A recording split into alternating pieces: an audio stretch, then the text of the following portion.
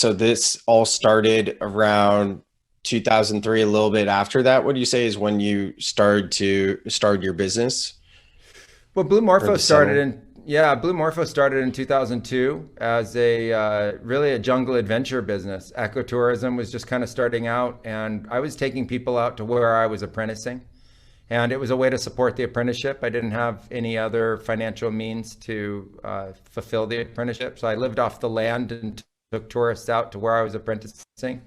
And people would ask me what I was doing out there. Obviously, it took about 24 hours to get from the city to where we had base camp, and they would go out on this trek. And the trek was amazing. I mean, it was a really incredible trek. But by the time we would get out there, they would have heard so many stories about what I was doing with the plants and the apprenticeship. Most people didn't want to go on the trek anymore, and they wanted to do ceremony instead. And so Yeah. it didn't even start out as an idea of sharing ceremony with people. It just happened that they asked if they could do ceremony instead of going on the jungle trek, and that ended up becoming Blue Morpho. And so, there became less and less and less jungle trek and more universal spiritual and more and sharing it. And then people started to get healing from it, which was mind blowing to me because I was just learning. So I was translating and functioning as a bridge between the shaman that I was working with and the people. I wasn't doing any work in ceremony. I was right there with the guests learning. And so when I saw the local healers actually performing healing on people that included tourists as well as locals, all in the same room in the same ceremony with all different afflictions, and healing actually happened, like real transformation in days that were healing things that in the West, like when I started out saying like depression, I saw people healed of depression in less than a week, and that was still considered incurable.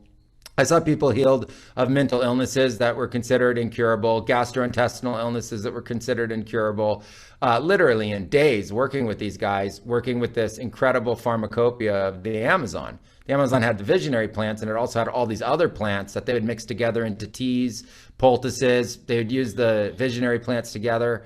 And that just was so mind blowing that that's kind of when it all started.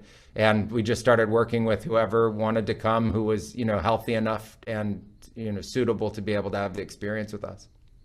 And with COVID recently, you've needed to do a much different pivot. Now you're leading remote type of ceremonies. Is that right? Yeah, I mean, over the years, we tried to figure out a way to reach people instead of having to have the people come to us. And Hmm. just because of the nature of the people that came to us from all over the world, I was really interested in the similarities between shamanism and technology.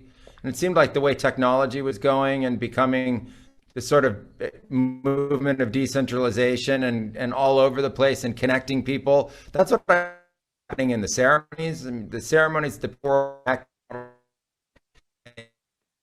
but kind of parallels and stuff. So we tried to figure out how to be able to bring the real core essence of our practice and that reset that you're talking about online. And we started working on that in 2013, 2014. Hmm. And we really worked on it really hard to figure out a way to conduct the groups and conduct the retreats so that it could be translatable through the internet instead of being in person, and really still be able to bond and connect and be able to make those life transformational experiences possible.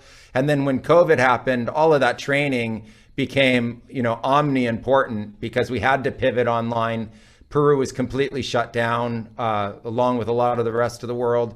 And our only access then to our community and to people that were interested in participating was ultimately through the internet and through platforms like this. And um, what we decided to do in the face of this COVID fear that was going around and this misinformation was try to help people understand how they could use plants and plant medicine to be able to strengthen their immune system, strengthen their resolve, continue their spiritual awakening, and not get sucked into the fear and the isolation that was being created by all different governmental and societal responses to this big change called COVID. So we really went deep into the practices and tried to share that with our community and the members through the Trinity retreats.